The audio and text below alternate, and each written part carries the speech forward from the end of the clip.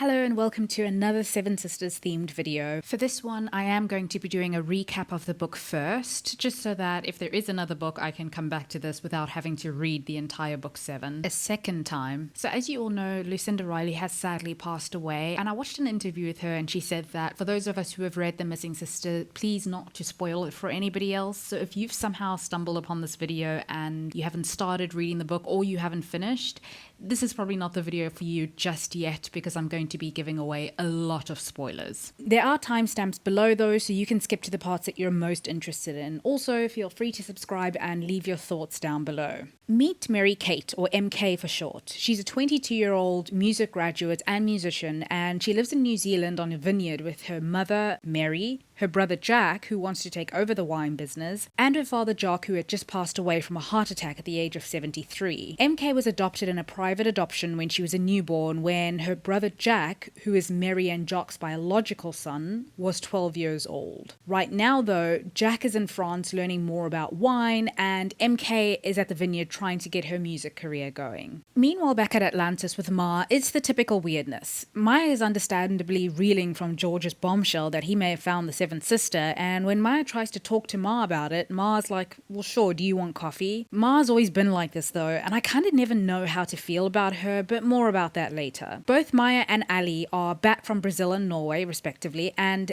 Ali is there with baby Bear as they're preparing to lay the wreath for Pa Salt in a couple of weeks. Maya is also in the early stages of pregnancy with her boyfriend Floriano, who will be arriving at Atlantis later on in the book. The family lawyer George Hoffman arrives at the house with more information for the girls, a drawing of an emerald and diamond ring that they can use to identify the missing sister. Since they have an address as well, they contact Cece, who is the closest to New Zealand, being in Australia, and Cece and her girlfriend Chrissy set off on the first part of their goose chase. They eventually reach Mary's house on the South Island and they meet MK. Mary, however, MK's mother, has suddenly taken off travelling with the ring. We'll learn that since this ring was initially given to Mary on her 21st birthday, she took it with her to prove that she was who she said she was to the people in her life on her travels. So Chrissy and Cece have just missed Mary, but they fly over to Norfolk to track her down, which is a short flight away, and it turns out she's already left for Sydney. At the airport, when they catch Mary's best friend Bridget doesn't look very happy to see Cece and Chrissy,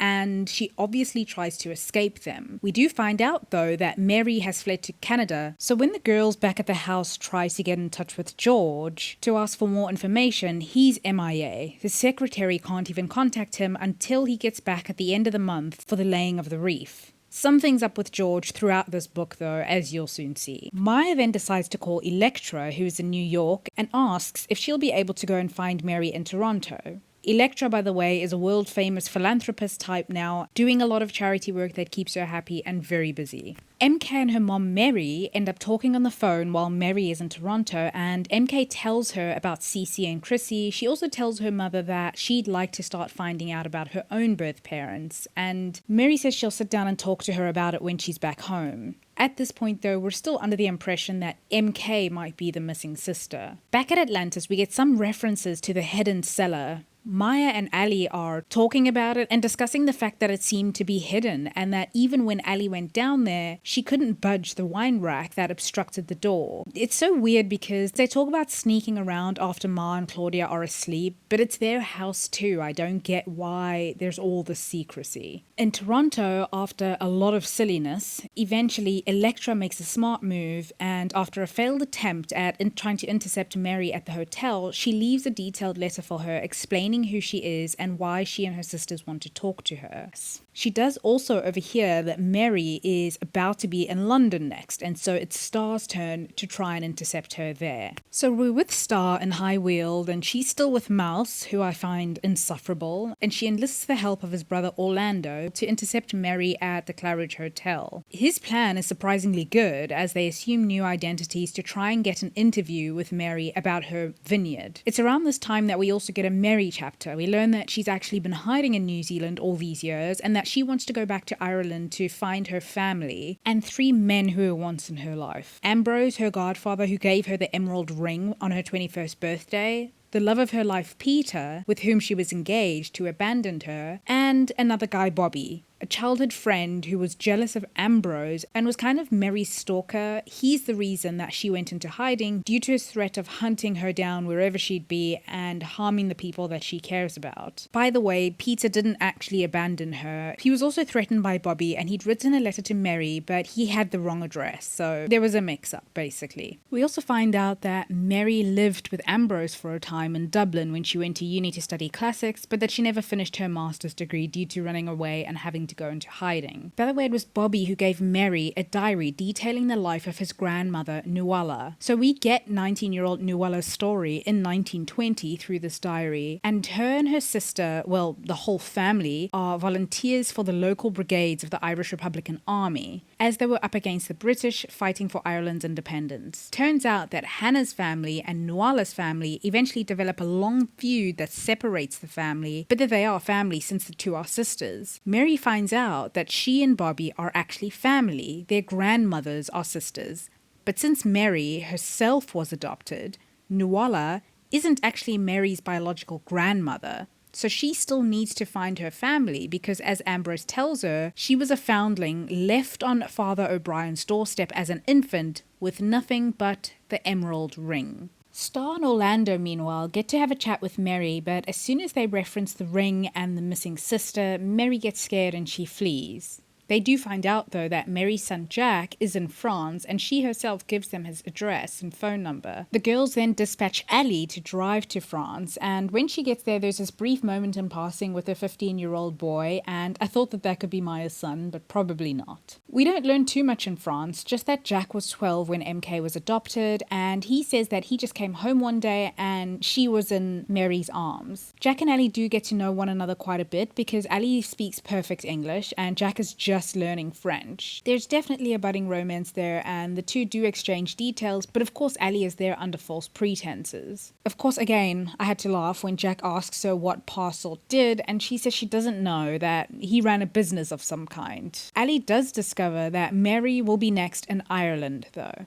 We're transported to Dublin, where Mary is about to meet the mysterious Ambrose. They catch up as she starts telling him about why she ran away all those years ago. We also learn that Bobby referred to her as the missing sister when she went off to boarding school at age 11. That's why she was so spooked when the girls referenced the missing sister. Mary also tells Jack, who also comes to Dublin, that Bobby might still be a danger, that she'd like to find out whether he's still alive, and that he was quite high up in an organization of Irish extremists. His surname, by the way, is Noiro or Noiro, and a viewer on one of my other videos pointed out that this is an anagram for Orion. As we know, in the Greek myth, Orion had an obsession with Merope. We get to go into Mary's past in Ireland in 1955 when she was just a little girl, and her mother was the housekeeper for the village priest James, and Mary would tag along with her mother. One of James's good friends is Ambrose, and he takes an interest in Mary, her well-being and her education, and it's Ambrose who also gifts Mary her first book of Greek mythology as a Christmas present. Ambrose himself has some aristocratic lineage, and it's from the inheritance that his mother left him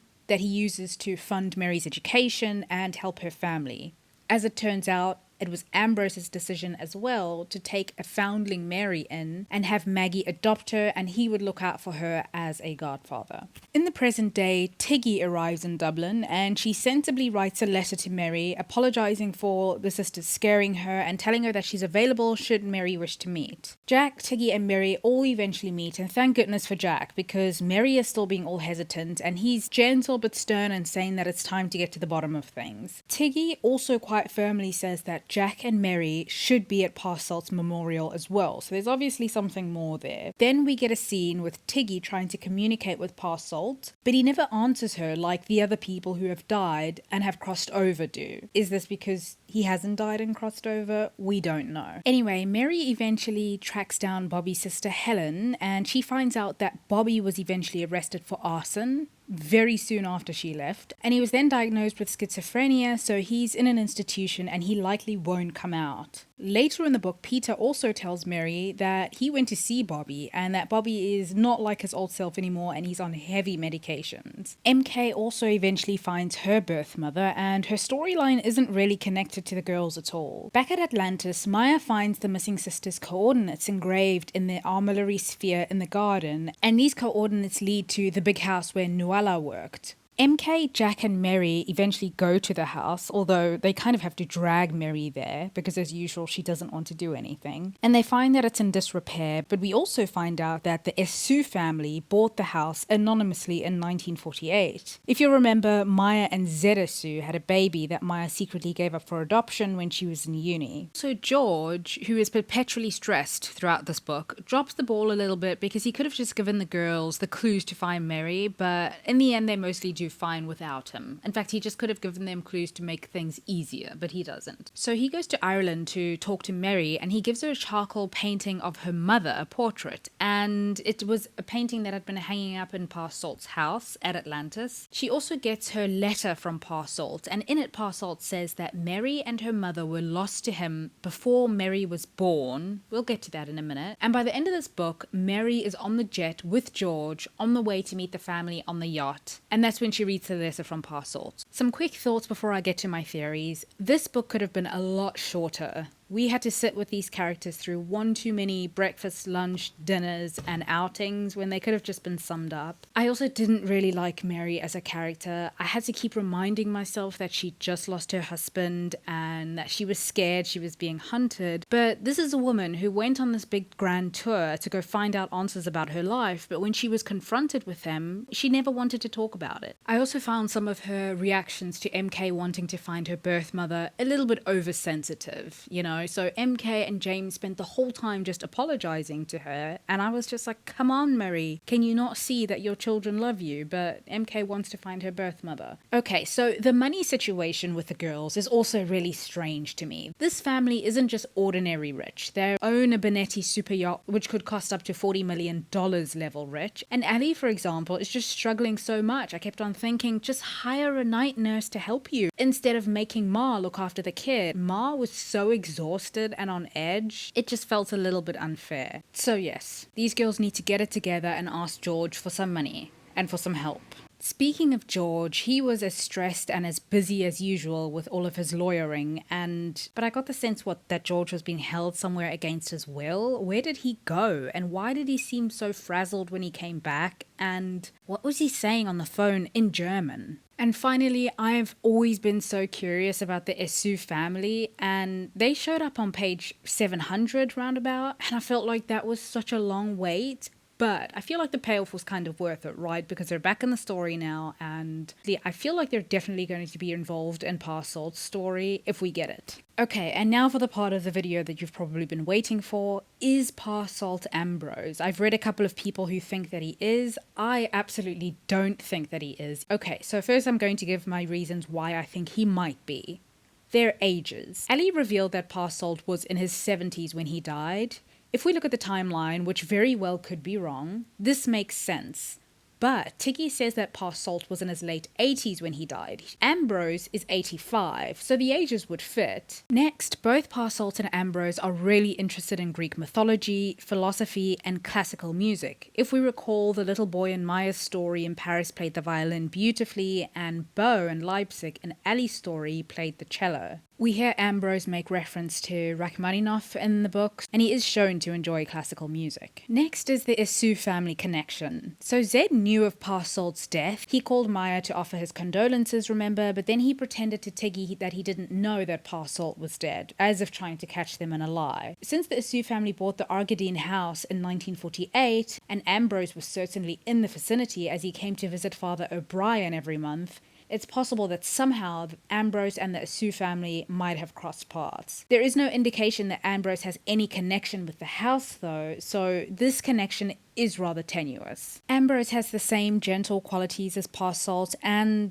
the tendency to adopt or provide support for children who might need it. And finally, there's the missing sister connection. Ambrose never referred to Mary as the missing sister, but after she ran away and went into hiding in 1971, she was missing. This is also around the time that Pa Salt adopts Maya. Now for the reasons why I don't think that Ambrose and Pa Salt are the same person. Ambrose is a classics professor at Trinity, and he's in academia. Ali says that Pa Salt ran a business of some kind. Sure, professors can have businesses, but it's easier for me to believe that Ali didn't know what business her father ran, rather than the fact that she had no idea that he was a professor. Again though, who knows? Pa Salt, for what it's worth, describes himself as a magician of sorts. Next we have the wealth. This could maybe kind of go in both columns, but we find out that Ambrose is very wealthy. He has aristocratic lineage and his mother left him a vast inheritance in a trust. We also read about Ambrose's relationship with his father and how James consoled him upon his father's death. We know that Pa Salt is very wealthy. However, if we think that Pa Salt is any of the men in the timeline that I mentioned before, it seemed as though this character didn't have any connection with his parents. He seemed to be a little orphan boy in Paris, and even in Leipzig as Beau, he didn't seem to have any family except for his female companion. There's no mention of Ambrose running away or disowning his family, so I don't think him and Pa Salt are the same person. Next, apart from the gentleness and the generosity and the intelligence, if we go by the other characters who I believe to be Pa Salt, he spoke very little and was a rather melancholy man. Ambrose isn't quite like that. He enjoyed lengthy philosophical discussions with Philip, and he just wasn't a quiet man in general. Next, there's no mention of Ambrose having an interest in sailing. Sure, it could have just not been mentioned, but Ambrose also says that he hasn't been to Greece in over 20 years. This is just my opinion, but I find it hard to believe that an avid sailor like Pa Salt, living in Geneva, wouldn't have somehow sailed to or in Greece in the last 20 years. So I actually went back to Ali's story to check, and when she and Theo are in the Aegean Sea and she thinks that she sees Pa's yacht there, she tells Theo that the Aegean is one of his favorite places to sail, and that sea is surrounded pretty much by Greek regions. So unless Ambrose is lying, he can't be Pa Salt. Next we have the letter. Pa Salt writes in the letter that he lost Mary and her mother even before Mary was born. Perhaps Mary's mother was pregnant with Mary at the time she and Pa Salt got separated. More on that in a minute. Again, this doesn't match Ambrose's experiences with Mary. He was there when Mary showed up on his doorstep, and he went on to help raise her, and they were close enough for her to even live with him for a bit before she fled. Ambrose also knows Mary's name, and Pa Salt's letter says that he didn't, so there's a discrepancy there. Next, Ambrose says that he retired from Trinity in 1993, which means that around this time their sisters are young girls at Atlantis. How would Ambrose have had the time to teach at university, live with Mary, and still run his business, and then also be at Atlantis with the girls? Sure, they said he traveled a lot and the girls eventually went off to boarding school, but it sounds like a whole other life that Ambrose/Pa Salt would have to be living, and that doesn't seem very plausible to me. Next, it's quite possible that Ambrose loved both men and women, but it's clear from this book that he's gay and that James is the love of his life. In Pa Salt's letter, he says that it was Mary's mother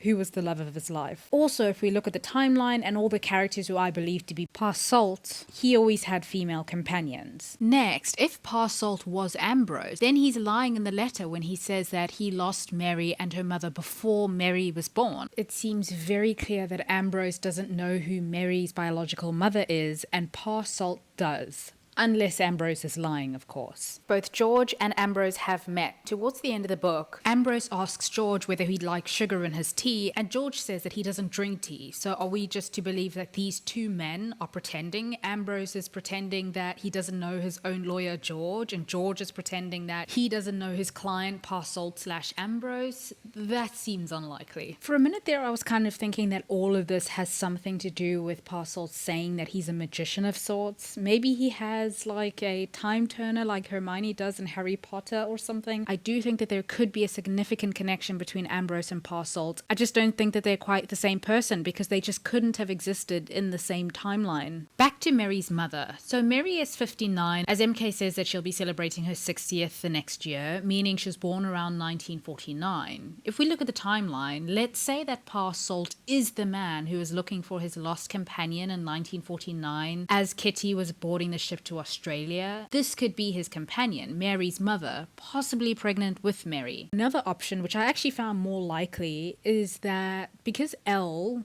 who was Pa Salt's companion, she's mentioned in Electra's story and in Ali's story, she's French and she's Jewish. So she can't be Mary's biological mother, but perhaps Elle and Pa Salt had planned on adopting Mary from a family in Ireland. Perhaps Mary's mother wanted to give Mary away for her own safety, and she wasn't able to or wasn't allowed to at the last minute, and it just so happened that Pa Salt's companion, the love of his life, Elle, also went missing just before all three of them were going to run away to Australia. The Isu family was in Ireland in 1948, so could Mary's mother have somehow been mixed up with them? Because remember, in the Greek myth, Zeus did father a child with three of the Pleiades sisters. We already know that Zed fathered a child with Maya, but maybe his father fathered a child with Mary's mom? Could that be Mary? Or is Pa Salt her biological father? We don't know. Okay, so finally, I had it in my mind pretty early on when reading this book that Ambrose is not Pa Salt, so in a way I feel like I might have just been looking for evidence that he wasn't, and I could be missing some really good evidence that he is Pa Salt. So if any of you guys have any idea or any other things that I've missed, please feel free to leave your suggestions in the comments, and I would love to continue this discussion. This was a great summer read. I know I complain about these characters, but at the end of the day, I kind of love them. I love the adventure and trying to figure out all the secrets. Anyway, that's all I have for this video.